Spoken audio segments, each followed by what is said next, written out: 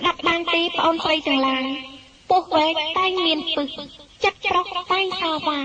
ត្រូវកម្មតណ្ហាប្រហាស្នេហ៍ស្មោះមិនខុសទេ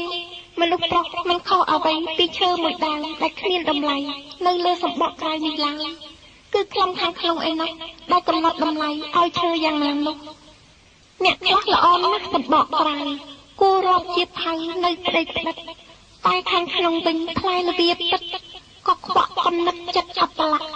សតវត្សទី20ហើយមនុស្សគេយកអំពើដែលធ្វើគេឈប់យកសម្ដីហើយអំពើល្អបញ្ជាក់ថាមនុស្សល្អអំពើអាក្រក់បញ្ជាក់ថាមនុស្សអាក្រក់ជនខ្លះអួតអាងថាខ្លួនស្អាតស្អំប៉ុន្តែអំពើខ្លួនជាអំពើពុករលួយមុននឹងក្រោយយើងគង់តែរៀបការជាប្តីប្រពន្ធតែដល់ពេលអូនទំនុនបងបោះបង់ចោលតើគួរយកពាក្យសម្ដីឬយកអំពើ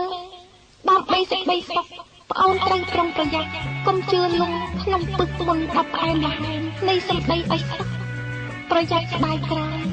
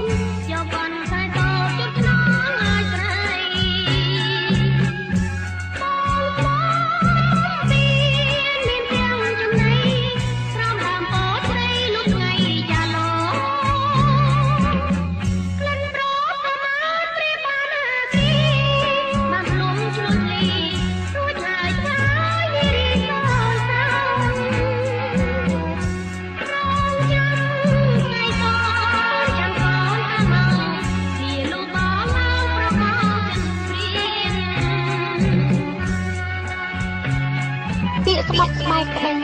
ពាក្យសច្ចាប្រណិធានក្តីពាក្យសន្យាក្តី